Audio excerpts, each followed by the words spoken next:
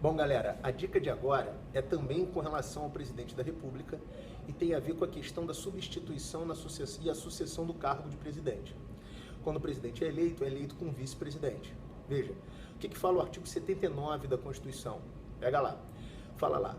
Substituirá o presidente no caso de impedimento e suceder-lhe-á no de vaga o vice-presidente da República. Então vejam, o presidente ele é substituído ou sucedido no caso de vaga. Então vamos lá. Quando é que o presidente será substituído pelo vice-presidente da República? Quando ele viajar, se licenciar para tratar problemas de saúde, ou seja, quando ele não puder exercer a função, interinamente assume o vice-presidente da República. Mas fala o artigo, suceder-lhe-á no caso de vaga. Ou seja, quando é que vaga a presidência da República? A presidência da República estará vaga se o presidente morrer, renunciar ou sofrer um impeachment, tá claro? Então, se o presidente morrer, renunciar ou sofrer um impeachment, vaga o cargo de presidente e aí sucede a vaga o vice-presidente. E a vice-presidência fica vaga e o Brasil segue sem vice-presidência. Nossa história mostrou isso algumas vezes. Sarney governou sem vice-presidente. Itamar governou sem vice-presidente. Quando sucedeu o Collor, por exemplo, Itamar, e o Sarney sucedeu o Tancredo. Tá claro? Então, se eventualmente vagar o cargo de presidente, o vice sucede a vaga e segue no cargo e o cargo de vice fica vago. O problema é se vagarem os cargos de presidente e vice-presidente. É o que fala o artigo 80. Vejam o que fala o artigo 80. Diz assim: em caso de impedimento do presidente e do vice-presidente ou vacância dos respectivos cargos, serão sucessivamente chamados ao exercício o presidente da Câmara, do Senado e do Supremo. Veja, em caso de impedimento do presidente ou de vacância dos respectivos cargos. Impedimento do presidente ou do vice. O presidente viajou, o vice também. O presidente viajou, o vice está doente. Estão impedidos. São chamados ao exercício da presidência o presidente da Câmara. Se esse não puder, o presidente do Senado. Se esse não puder, o presidente do Supremo. Bom, e se vagarem os dois cargos? Quando é que o cargo de presidente e vice vagam?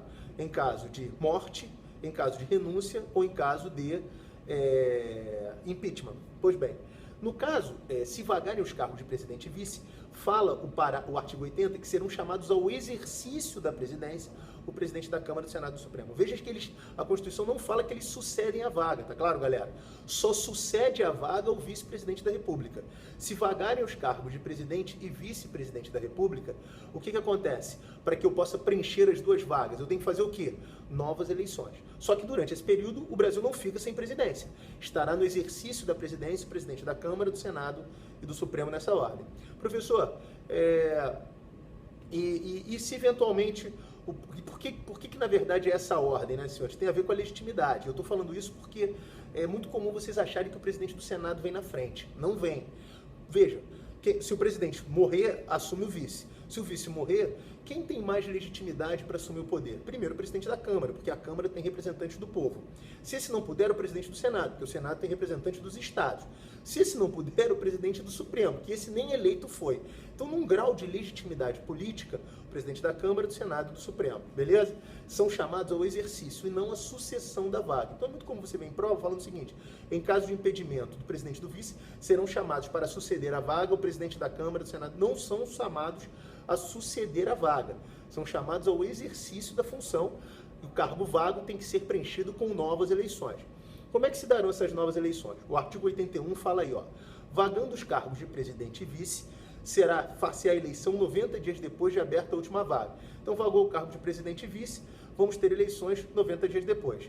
Eleições diretas, povo nas urnas, sessão eleitoral, campanha, candidato, e você vai lá votar para eleger um presidente da República. Agora, é possível eleição indireta para presidente da República? O Congresso eleger o presidente em vez do povo? Sim, é possível.